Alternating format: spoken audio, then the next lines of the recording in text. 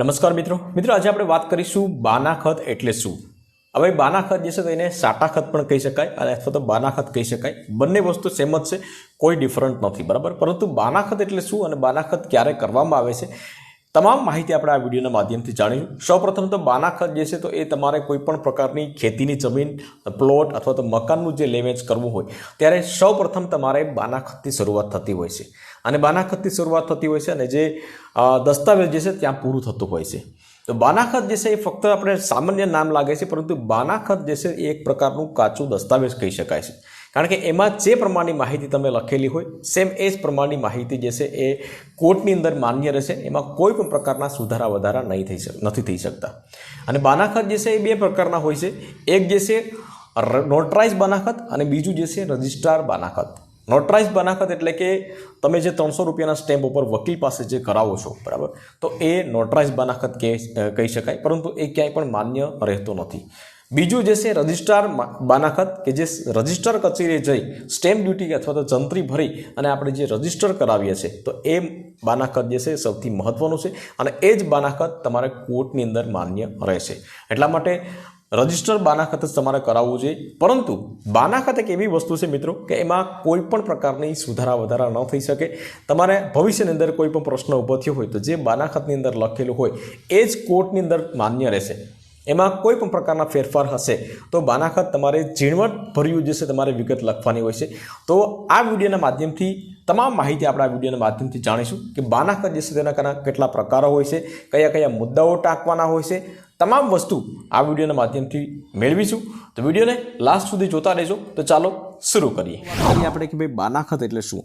તો કોઈ પણ પ્રોપર્ટી, જમીન કે મિલકત કોઈ પણ જે છે તો એ લેવાની હોય અથવા તો વેચવાની હોય અને સૌપ્રથમ જે કરાર થતો હોય છે તો એ શરૂઆત જે છે એ બાનાખતથી થતી હોય છે, જેની બીજી ભાષાની અંદર આપણે સાટાખત તરીકે પણ ઓળખવામાં આવે છે।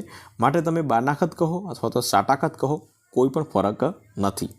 ત્યાર પછી વાત કરીશું આગળ કે ભાઈ બાનાખતના પ્રકારો કેટલા છે અને બાનાખતના પ્રકારોની સાથે સાથે કયો બાનાખત જે છે એ કોર્ટની અંદર માન્ય ગણાશે, કયો માન્ય નહીં ગણાય, એના વિશે વાત કરીએ આપણે। તો બાનાખતના મુખ્ય બે પ્રકારો છે, એક નોટરાઇઝ બાનાખત અને બીજો જે છે રજિસ્ટર બાનાખત। નોટરાઇઝ બાનાખત કોને કહેવાય તો કે જે 300 રૂપિયાના સ્ટેમ્પ ઉપર આપણે વકીલ પાસે જઈ અને આપણે તમામ લખાણ કરી અને લાસ્ટમાં બંનેની સહમતિ દર્શાવીએ છીએ, સહી કરીએ છીએ, એને નોટરાઇઝ બાનાખત કહેવામાં આવે છે। પરંતુ નોટરાઇઝ બાનાખત જે છે એ તમારા બે વ્યક્તિ વચ્ચેનો ફક્ત કરાર છે, એ ક્યાંય પણ માન્ય રહેતો નથી, મતલબ કે કોર્ટની અંદર એ નોટરાઇઝ બાનાખત માન્ય રહેતો નથી।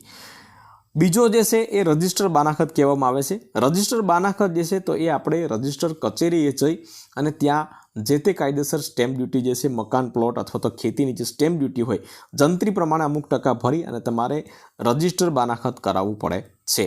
પરંતુ એ રજિસ્ટર બાનાખત કરાવવું જરૂરી છે, કારણ કે જ્યારે પણ તમારે આવનારા સમયની અંદર કોઈ મિસ્ટેક થઈ હોય, કોઈ ભૂલ થઈ હોય તો એ રજિસ્ટર બાનાખત તમે કોર્ટની અંદર દર્શાવી શકો છો।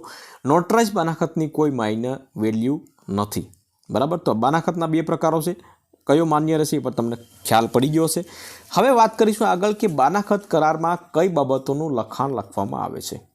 આ વિગત જે છે એ ઝીણવટભરી જેટલી વિગત લખશો મિત્રો એટલું જ તમારું જે બાનાખત જે છે એ સ્ટ્રોંગ રહેશે અને ક્યારેય પણ ભવિષ્યની અંદર તમે ક્યાંય છેતરાશો નહીં અથવા તો કોર્ટની અંદર માન્ય રહેશે।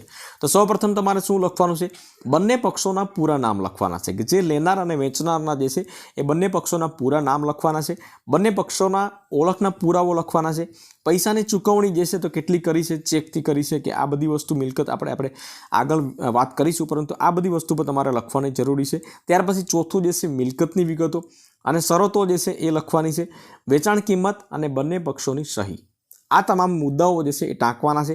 હવે એમાં તમારે કયા કયા મુદ્દામાં શું શું લખવાનું છે એના વિશે વાત કરીએ આપણે। તો હવે ત્યાર પછી આવશે કે ભાઈ કબજા સાથેનું બાનાખત અથવા તો કબજા વગરનું બાનાખત। આ પણ મુખ્ય બાબત જે છે એ લખવાની છે કે જો તમારે જમીન, પ્રોપર્ટી કે મકાન જે છે તમે લીધું હોય તેનો કબજો તમને મળી ગયો હોય તો કબજા સાથેનું બાનાખત લખવાનું, કબજો મળવાનો બાકી હોય તો તમારે કબજા વગરનું બાનાખત તમારે લખવાનું છે। ત્યાર પછી ખેતર, મકાન, પ્લોટની વેચાણ આપનાર વ્યક્તિનું નામ લખવાનું છે કે જેણે તમને વેચી હોય તો એ વ્યક્તિનું નામ, સરનામું, એડ્રેસ, પાન કાર્ડ નંબર અને આધાર કાર્ડ નંબર, આ બધી વસ્તુ તમારે ડીપમાં લખવાની છે। બાનાખત કરારમાં કઈ બાબતોનું લખાણ આવે છે તો તે જ પ્રમાણે વેચાતી રાખનાર મતલબ કે જો તમે જમીન પ્રોપર્ટી મકાન રાખેલું હોય તો તમારું મકાનમાં તમારું જે પણ નામ સરનામું address mobile number PAN card Aadhaar કાર્ડની વિગત તમારે લખવાની છે. ત્યાર પછી આગળ વાત કરીએ આપણે તો તમારે લખવાની છે પ્રોપર્ટીની વિગત. પ્રોપર્ટીની વિગતમાં શું લખવાનું છે તો કે ભાઈ પ્રોપર્ટી જે છે તો ક્યાં આવેલી છે, ગામમાં આવેલી છે અથવા તો સિટીની અંદર, મકાન પ્લોટ હોય તો સિટીની અંદર આવેલી છે, પ્રોપર્ટીના કેટલા ફૂટ કેટલા ચોરસ મીટર છે એ લખવાના છે, ખેતર હોય તો ખેતરમાં સર્વે નંબર કેટલો છે, ખાતા નંબર કેટલો છે, આ તમામ વિગત તમારે પ્રોપર્ટીની વિગતમાં તમારે લખવાની છે. ત્યાર પછી પ્રોપર્ટીની કિંમત વિશે નોંધ લખવાની છે. આ બધા સ્ટેપ બાય સ્ટેપ મુદ્દાઓ જે છે એ લખશો તો તમારું બાનાખત જે છે એકદમ સ્ટ્રોંગ બનશે અને સિમ્પલ રીતે તમે ક્યાંય પણ માન્ય રહેશે. તો કિંમતમાં શું લખવાનું છે કે સૌપ્રથમ તમારે પ્રોપર્ટીની કુલ કિંમત કેટલી થાય તો એ લખવાની છે. કેટલી કિંમત તમે આપેલી છે, સામે વ્યક્તિ તમે કોઈ કિંમત આપેલી હોય 2 લાખ 3 લાખ કે 5 લાખ રૂપિયા તો એ તમારે લખવાની, અને ચેકથી આપેલી છે, ડાયરેક્ટ કેશથી આપેલી છે અથવા તો ટ્રાન્સફર બેંકમાં કરેલા છે તો તમામ વસ્તુ તમારે ઝીણવટભરી લખવાની છે. કેટલી કિંમત આપવાની બાકી છે કે હવે પછી કેટલી કિંમત આપવાની બાકી છે, કઈ તારીખ સુધીમાં આપવાની છે, ચેક આપેલો હોય તો ચેકની વિગત તમે લખો અને રકમ આપવાનો વાયદો, આટલી વિગત તમારે લખવાની છે.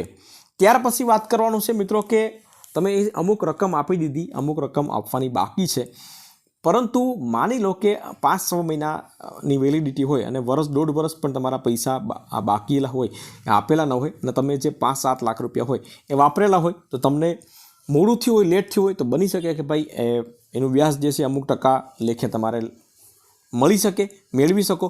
તો કેવી રીતના અગાઉથી જે તમે લખાણ કર્યું હોય તો તમને મળી શકે છે, બરાબર. તો એના માટે થઈને તમારે લખવાનું છે નક્કી કરેલા સમય સુધીમાં પૈસા નહીં આપે તો બાનાખાતમાં આપેલી રકમ પરત આપવામાં આવશે નહીં, અથવા તો વધારે રકમ હોય 5-7 લાખ રૂપિયા તમને આપેલી હોય તો અમુક ટકા 20% 25% કપાત કરી અને ત્યાર પછી જ બાનાખાતની રકમ મળવા પાત્ર રહેશે, બરાબર. આ બધી વસ્તુ લખશો તો કોર્ટની અંદર તમે આ વસ્તુ બાનાખતને પડકારી શકશો. આનું લખાણ તમે નહીં લખો તો તમારું ક્યાંય પણ કોઈ માન્ય રાખશે નહીં, કારણ કે કોર્ટ જે છે એ જે લખેલું હશે એ જ માન્ય રહેશે. ત્યાર પછી મેં તમને હમણાં કીધું એ પ્રમાણે કે તમારે બાનાખત જે છે તો આ રજિસ્ટર બાનાખત કરાવવું જોઈએ. એક તો જે પણ જંત્રી ફી ભરીને રજિસ્ટર બાનાખત કરાવવું જોઈએ, અને એમાં પણ તમારે ઝીણવટભરી વસ્તુ બાબતો જે છે એ તમારે લખવી જરૂરી છે. કારણ કે એક વખત તમે આ બાનાખત જે છે ફાઇનલ કરશો તો બાનાખતની અંદર બીજા કોઈ પણ પ્રકારના સુધારા નહીં થઈ શકે, અને જે બાનાખત આમાં લખેલો હશે એ જ કોર્ટ માન્ય રાખશે. દાખલા તરીકે તમારી જમીન જે છે વધારે હોય અને બાનાખતની અંદર ભૂલથી તમે ઓછી લખાઈ ગઈ હોય તો કોર્ટમાં જે ઓછી લખાઈ ગયેલ જમીન છે બાનાખતમાં તો એ જ માન્ય રહેશે. એટલા માટે તમારે ઝીણવટભરી બાબત ચેક કરાવી લેવાની વકીલ પાસે, અને ત્યાર પછી તમારે ફાઇનલ કરવું જરૂરી છે. લાસ્ટની અંદર બીજું એક સજેશન આપીશ મિત્રો કે કોઈ પણ જમીન પ્લોટ કે ખેતીનું તમે લે વેચ કરતા હોય તો લખાણ સાથે લે વેચ કરો, લખાણ વગર લે વેચ કરો નહીં. તે પછી ગમે તેવો સંબંધ હોય, ગમે તેવો વિશ્વાસ હોય, પરંતુ આપણે ખ્યાલ છે મિત્રો આજે સમાજની અંદર જોઈએ છે કે મોસ્ટ ઓફલી જો સંબંધો બગડતા હોય તો પૈસાથી સંબંધો બગડે છે. એટલા માટે સંબંધો પણ ન બગડે અને તમારા પૈસા પણ ખોટા ન થાય, એટલા માટે ગમે તેવો સંબંધ હોય પૈસાની લેવેચ કરો, કોઈ પણ મતલબ કોઈ વ્યવહાર કરો તો તમે લખાણ સાથે વ્યવહાર કરો. તો બાનાખત વિશે મેં તમામ માહિતી તમને આપી દીધી મિત્રો કે બાનાખત કોને કહેવાય, બાનાખતના પ્રકારો શું છે, તમામ વિગતો આપેલી છે. તેમ છતાં પણ તમને જો કોઈ બાબત ન સમજાઈ હોય તો તમે કોમેન્ટ કરી અને પ્રશ્ન પૂછી શકો છો. પરંતુ વિડીયો ગમ્યો હોય તો વિડીયોને એક લાઇક જરૂરથી કરી લેજો મિત્રો, શેર કરજો, અને ચેનલ ઉપર નવા આવ્યા હોય તો ચેનલને સબસ્ક્રાઈબ જરૂરથી કરી લેજો.